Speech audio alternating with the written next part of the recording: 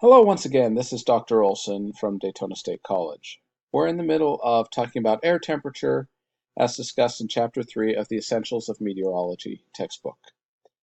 In the previous video, we discussed the daily temperature cycle.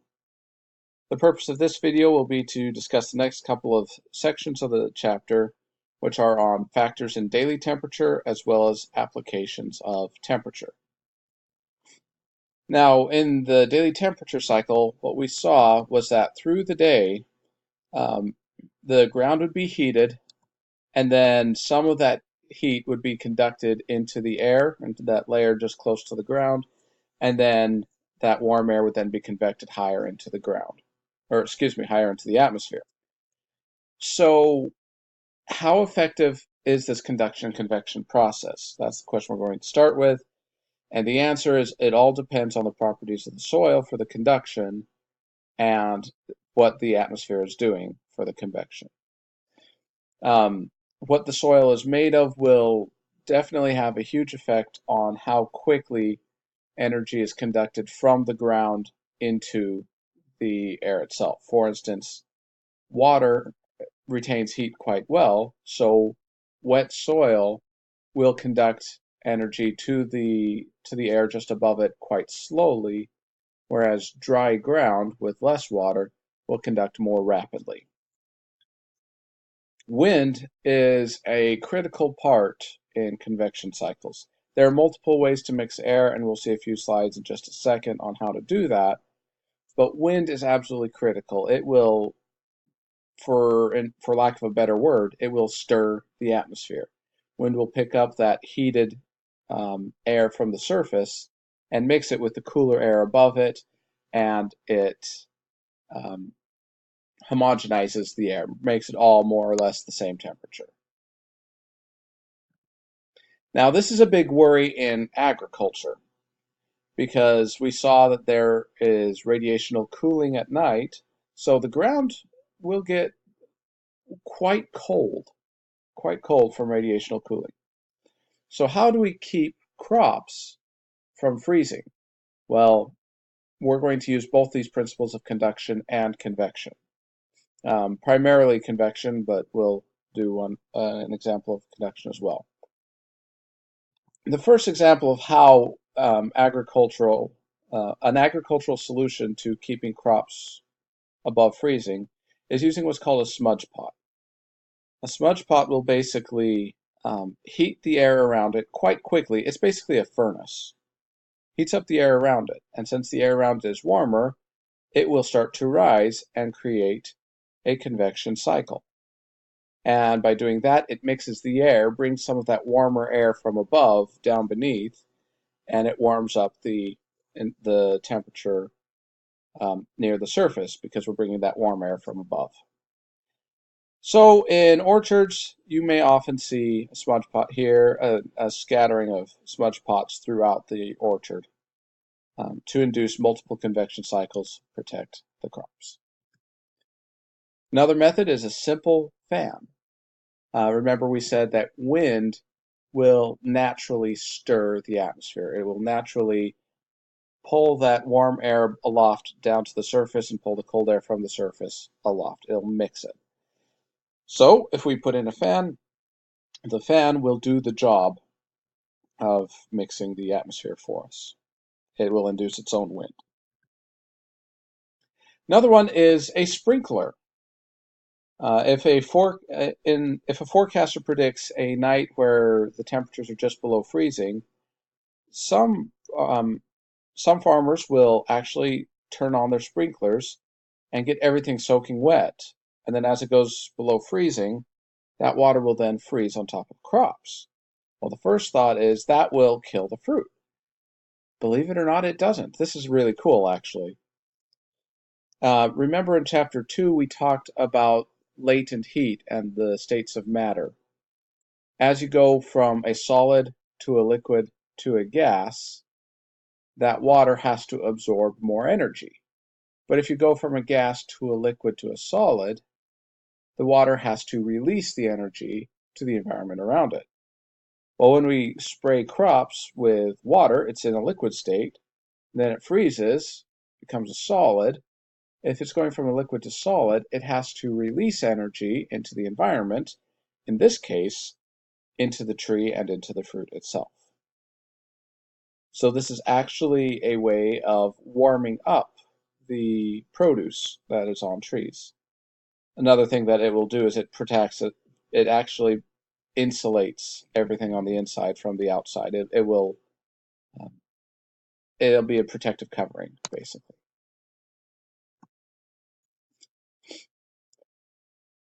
So now we are ready to talk about warming and cooling the air. We've seen the forms of heat that cause the temperature to change at the surface of the Earth and in the atmosphere, but there are a number of variables that affect how quickly the air in the atmosphere warm up and cool down. The diurnal temperature range is the range close to the ground. How quickly or how high does your high temperature for the day and the low temperature for the day. That's what we mean by the diurnal temperature range. That varies a lot from place to place, and so also has an effect on how quickly it happens. For example, a coastal city may have a smaller diurnal temperature range because of the water. For instance, San Francisco has a decent range, but it's not very big, a range of, say, 10, 15 degrees. Whereas a place in 10, 15 degrees is probably an extreme example in San Francisco. But if you go to somewhere like Death Valley where it's super dry, they might have a daily temperature range of 30 or 40 degrees. Another factor in daily temperature variation is clear skies versus clouds, and I'll discuss that in a couple slides here. Another one would be urban heat island versus ground cover. What is the ground made of?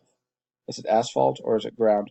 We talked a little bit about that as well in the first slide for this video. So here's a good example of how cloud cover could affect the daily temperature variations. If the skies are clear, sunlight will easily reach the surface, and since there's more sunlight reaching the surface, it will warm up quite quickly. However, if you have a cloudy day, a lot of that sunlight will actually be reflected by the clouds itself. So not as much radiation can actually reach the surface, so as a result, it is a cooler day.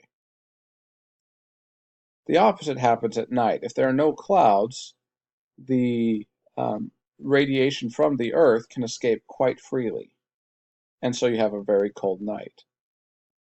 But on nights where it's cloudy, the clouds actually absorb and re-emit some of that radiation back to the surface of the Earth. Kind of a greenhouse effect type of thing. As a result, that night will actually be warmer.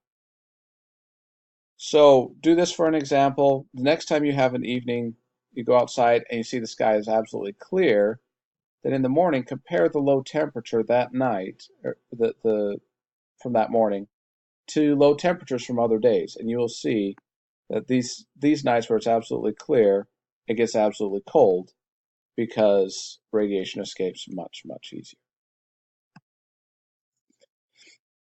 Here are some other variables in controlling temperature. Latitude, where on the globe are you? Obviously, as we talked about at the end of chapter 2, near the equator, you're going to have a more direct solar angle and consistent day length. Whereas higher latitudes, you will have more indirect sunlight and varying lengths of daylight. Land versus water, also a huge different control in temperature. Ocean currents, elevation, all of these are big effects in temperatures of a region. Just for an example, here are the average sea level temperatures in January. The black lines you see are called isotherms. They're lines connecting places of equal temperature. So everywhere you see this line that's labeled 70, that whole line is represented as 70 degrees, whereas this line is 60, 50, and so on. You can see obviously the equator is warmest, the poles are coldest. By the way, January is the northern hemisphere's winter, so it gets quite cold up there, and as you can see, -50. And January is also the southern hemisphere's summer, so nice and warm. Australia gets over 90 on average. Now, if we go to July, this is more what it would look like. Southern hemisphere's winter, their temperatures get down to about 10 degrees or so, whereas the northern hemisphere's summer gets up to over 100 degrees in the Sahara Desert. Now that's kind of an interesting point. Notice the low temperatures.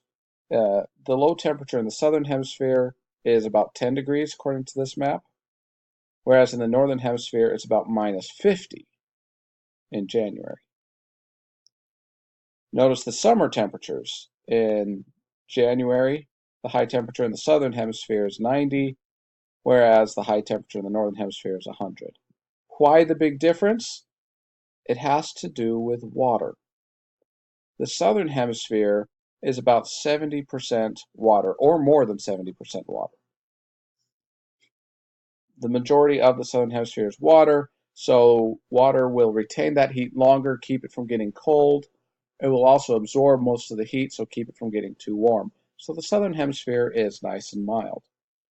Whereas the northern hemisphere is more drastic because it is made primarily of land.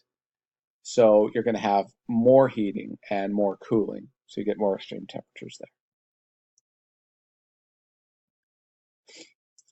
Now here's an example of two cities that lie on the same latitude, and the diurnal temperature range, or the daily temperature range, has quite a different effect, quite a different result in both of these cities. We're actually looking at annual temperature range here, but a daily temperature range will see a similar variation here. St. Louis, Missouri, is in the middle of the continent. So it's quite humid there because of the Gulf of Mexico, but rather dry compared to Ponta Delgada in the middle of the Atlantic. You can see the temperature range in St. Louis is about 50 degrees Fahrenheit, while in Ponta Delgada is about 14. Same reason I said as what I said in the last slide. Since Ponta Delgada has more water around it, it will absorb and retain more of that heat, so the temperatures are less extreme. They're much more mild. Here's another example: San Francisco and Richmond. San Francisco and Richmond are pretty much the same latitude, and they are both coastal cities. And yet, what a difference. The average annual temperature is about the same, 58 degrees Fahrenheit in both cities. So latitude-wise, they're about the same. The annual temperature range, however, is quite more drastic. In San Francisco, it has an annual temperature range of 12 degrees Fahrenheit, whereas in Richmond, it is 42. Why the drastic change? Well, wind is generally coming from the west, which means in San Francisco, they're getting wind from the water, so you get that nice humid air. Whereas in Richmond, they're getting air from the land, which is dry. That accounts for more of the larger temperature range in Richmond. There's another factor as well, and that has to do with ocean currents. San Francisco, you're getting a nice cold current from Alaska, so from the north, whereas Richmond, you're getting a warm current from the south, from the Caribbean. So those are also playing a huge role in the mean annual temperature, as well as in the annual temperature range. All right, that finishes our discussion on factors of daily temperature. In the next video, we'll discuss applications of temperature as well as measuring temperature.